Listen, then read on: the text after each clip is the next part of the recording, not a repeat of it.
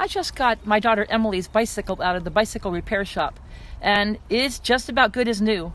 The front fender scrapes a little bit. I might need to take it back because that's not exactly perfect, but it sure looks and rides much better than it did yesterday. I was sharing yesterday about Isaiah 58:12. Rebuild the ruins, rebuild the foundations. You'll be known as those who can fix anything. Restore old ruins, rebuild and renovate, make the community livable again. You know, I had this opportunity to be thinking about restoring and rebuilding. And in the same way that Emily had her bike and it wasn't working, we could have decided to throw the bike out and to get something entirely different going, a whole new bike. But no, we decided to go back and fix the one that she has now. It got a new chain, it got new fenders, it got a new kickstand.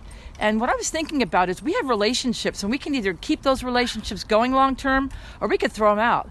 I feel like if you're a possibilitarian and you're looking forward into the future, activating possibilities with hope-filled expectation, part of the focus that we need to do successfully to be known as those who can fix anything, restore ruins, rebuild and renovate, make the community livable again. That livability comes with forgiveness. And I'm thinking about a friend I've had for several years, and she went through a rough season. And she kind of threw me overboard. It was just like as if we were on a boat and she just threw me overboard. I stopped hearing from her. It was gradual at first, but then it became clear that she didn't want to continue that conversation. She didn't want to continue the relationship. That was really hard for me. And when I think about, as we're being possibilitarians and bringing God's future, we need to consider whether things that people have done to say or hurt us are things that we can let go of.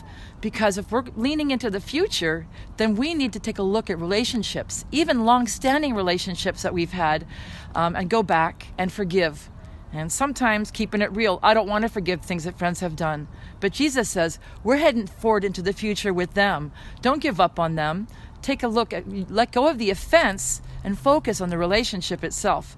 I feel like when I do that, I'm doing the best of the best. God forgave me. Jesus was nailed on the cross a couple of thousand years ago, and because of that, he redeemed me. So it's my turn to turn around and repair other relationships and to forgive. And when I do that, I can bring them into my future. And with our assignments that Jesus has given us, we can do that together. So I just want to encourage you, even though things haven't gone smoothly for all my relationships, I want to encourage you to take along into the future the people that you feel like God is calling you to take.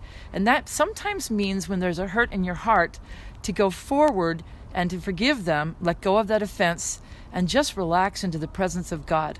So I wanted to share that with you today. Sometimes things don't go smoothly. Sometimes things go south.